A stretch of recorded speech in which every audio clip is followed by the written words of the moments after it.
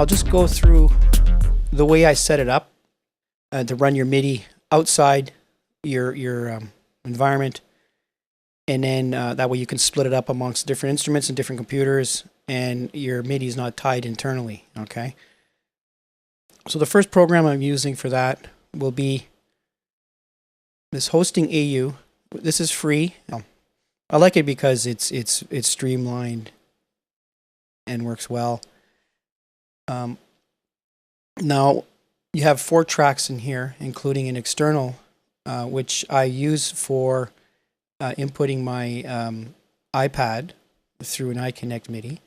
But let's just go through this. So on channel 1, I like to use a piano because most MIDI piano is channel 1. So for that, I just use this Sorzando. I don't know if I'm saying that right.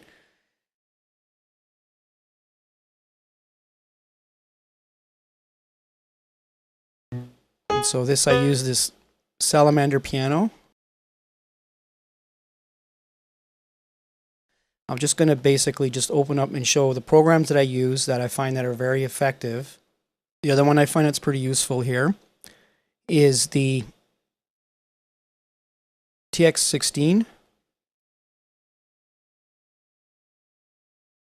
Another software sampler that you can load up multiple channels with this one.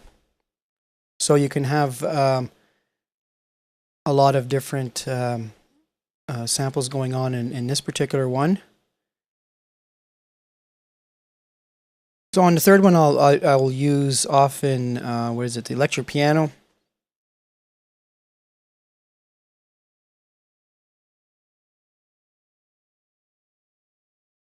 And we can see my temperature gauge is pretty high, okay? So already this is giving me some trouble here.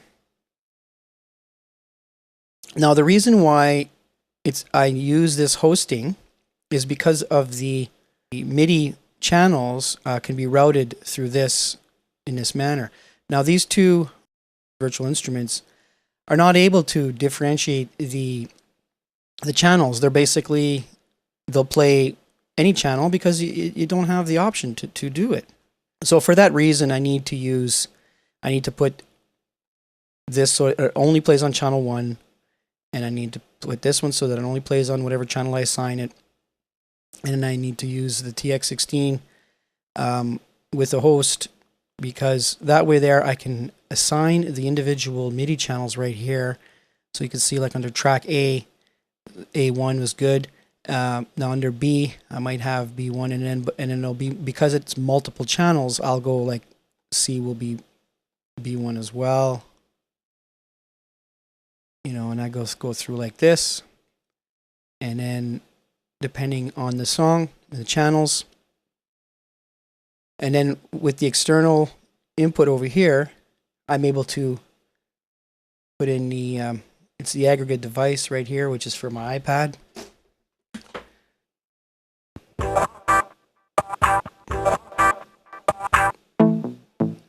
So this lets me play.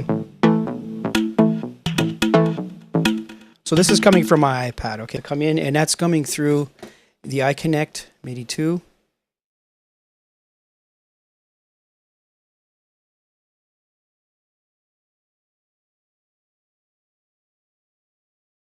Okay, so I use this device here to run the MIDI. And I'll just quickly go over what I have.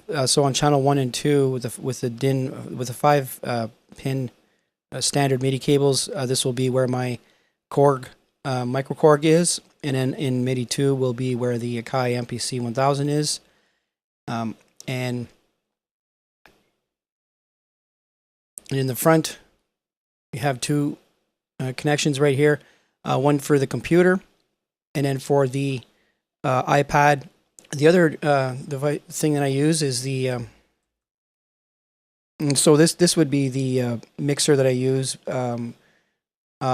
This works really well because it doesn't change the sound much at all. I just leave everything straight. As a matter of fact, the voice that you're listening to right now is this channel right here. Everything's flat straight going through a 57, and it just sounds really good. And just can't really go wrong with that. because I have the two devices, I need to make the aggregate, and I'll just quickly get into that. When you set up an aggregate, you just basically you just plus add, and then you have you just select the USB codec, input, output, and then the eye connectivity, and that way there you can separate them so that the input is the eye connectivity, and then the output is the mixer. And the other thing is, if you're recording, if you like what you hear, this program I'm going to open right here, which again is taking its time.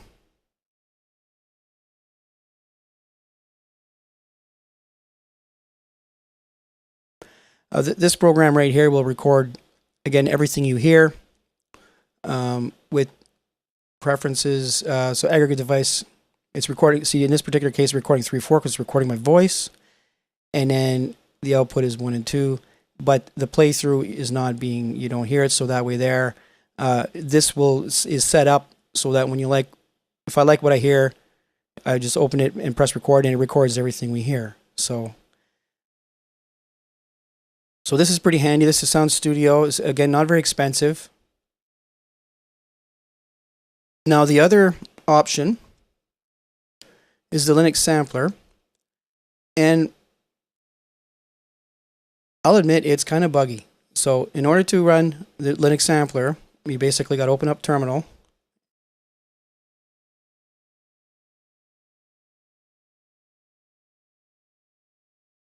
All right, so now that is that runs through the network. And then I open up Fantasia.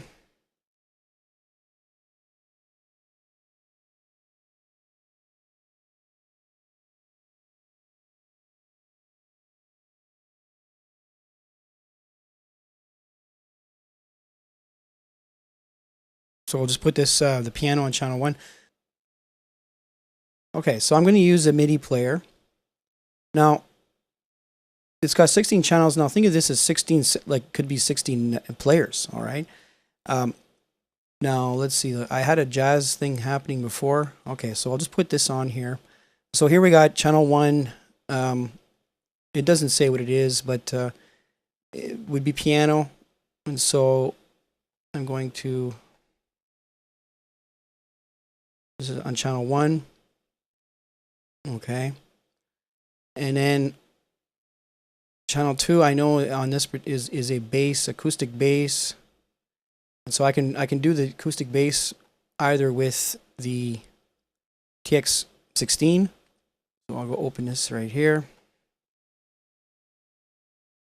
And here I have what's called the Rubner bass. Open that. It's quiet. So we're going to need to boost it up a little bit. Multi-band compressor. Okay. I find this to be a really good.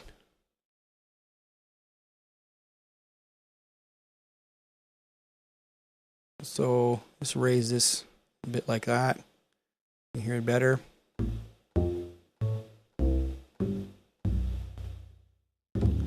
All right. Put this on channel 2. And then we'll leave those alone.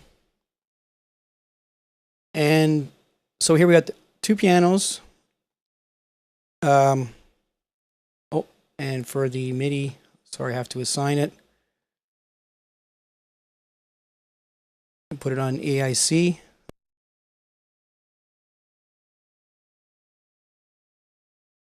Okay, so we have a MIDI file open here. It's a jazz song, all the things you are. Channel 1 is a piano. Channel 2 is acoustic bass. And so I'll just apply an acoustic bass, which I have over here, which is channel 2.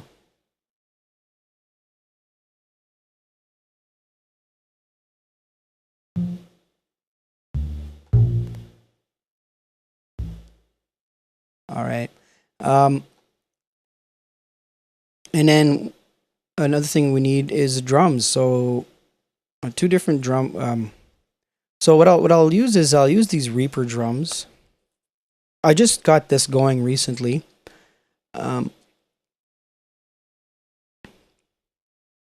Now this, if you search, I have found this a couple years ago. Basically, it's a large sampler built inside of Reaper of really natural sounding drums. So so somebody went through the effort of putting this together, and I'll do a video on all this stuff separately as well. But so I basically I have a nice little sounding setup going on right here with the drums. Now this is going to be pretty hard on the system right now. So I sort of gonna expect to overheat. Oh, it's already at 103. I'm gonna let things cool down a little bit, because what's gonna end up out, and I'll play it, and I'll probably only get a few seconds. Well, maybe 10 or 15 seconds. Because what ends up happening is when my temperature goes over 105 degrees, it will throttle back. And then it just will not play properly. It'll drop samples, and it won't work so well because it's too hot. And that's the screen capture that's taking it over the top. So if I didn't have the screen capture on, this wouldn't be nearly as high, because this is taking up it's causing a lot of heat.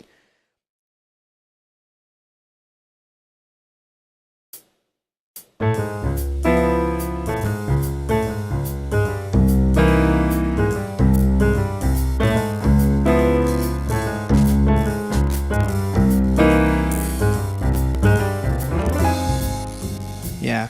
Okay. Well, I really can't get too much into it because of the temperature issue, but you get the idea. So these are the applications that make a really good sound. They can be spread out amongst other computers. If you like this video, I'll do more. I'll get more into detail on each one, and I'm going to also be more specific. But thanks very much for watching. So I'm going to continue without the video and render the audio from the MIDI file using everything that was displayed in this video here. It's MIDI by Doug McKenzie, Jazz Classic, All the Things You Are. I'll include some information as it plays out, and if you like, let me know and I'll do some more.